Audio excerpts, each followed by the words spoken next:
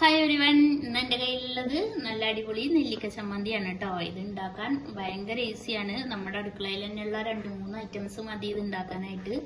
അപ്പൊ ചോറിന്റെ കൂടെ അടിപൊളി ടേസ്റ്റ് ആണ്. അപ്പൊ നമുക്ക് ഇത് എങ്ങനെ ഉണ്ടാക്കാൻ നോക്കാം.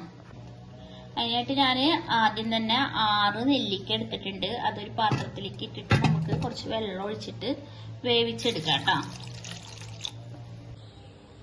പിന്നെ ഞാൻ എടുത്തേക്കണത് ഒരു മുറി നാളികേരവും പിന്നെ കുറച്ച് കറിവേപ്പില പിന്നെ കുറച്ച് കാന്താരി മുളക് എടുത്തിട്ടുണ്ട് കേട്ടോ.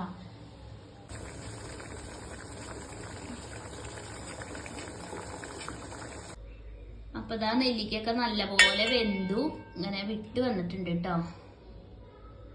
ഇനി ഒന്ന് ചൂടാറട്ടെ.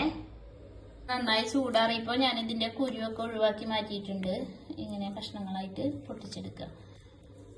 കുരു മാറ്റിയെടുക്കുക കേട്ടോ.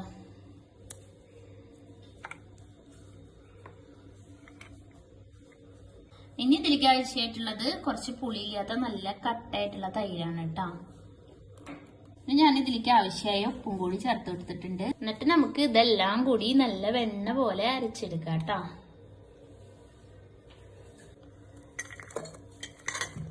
എന്നിട്ട് നമുക്കിത് മിക്സിയിലേക്ക് ഇട്ട് കൊടുക്കാം. പിന്നെ തൈര് ആവശ്യത്തിന് മാത്രം ചേർത്ത് കൊടുത്താൽ മതി കേട്ടോ.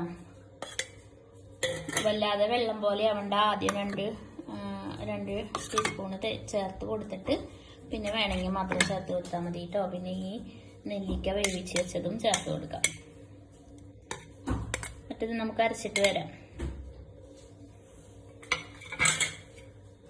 ഞാനിത് നന്നായി അരച്ചെടുത്തിട്ടുണ്ട് കേട്ടോ. ഇനി നമുക്കിത് ഒരു പാത്രത്തിലേക്ക് മാറ്റാം. ഞാനിത് അരയ്ക്കുമ്പോൾ നമ്മൾ നേരത്തെ ഒഴിച്ചു കൊടുത്ത 2 ടീസ്പൂണിന് കൂടാതെ 1 ടീസ്പൂൺ കൂടി തൈര് ഒഴിച്ചു കൊടുത്തിട്ടുണ്ട് കേട്ടോ. എന്നിട്ട് ഞാനിതൊരു പാത്രത്തിൽ വാഴയില വെച്ചിട്ട് അതിലേക്ക് മാറ്റി കൊടുത്തിട്ടുണ്ട്. ഇപ്പം തന്നെ ഇത് നല്ല മണാട്ടാ. ഇനി ഒരു കാര്യം കൂടി ഇതിലേക്ക് ചേർക്കാനുണ്ട്. എന്നിട്ട് ഞാൻ ഇതിലേക്ക് കുറച്ച് കടുക് പൊട്ടിച്ചൊഴിച്ചു കേട്ടോ. മിക്സ് ആക്കി കൊടുക്കാം കേട്ടോ. അപ്പോൾ നല്ല ടേസ്റ്റ് ആയിട്ടുള്ള നെല്ലിക്ക ചമ്മന്തി ഇവിടെ റെഡി ആയിട്ടുണ്ട്. ഇത് ചോറിന്റെ കൂടെ നല്ല ടേസ്റ്റ് ആണ് കേട്ടോ.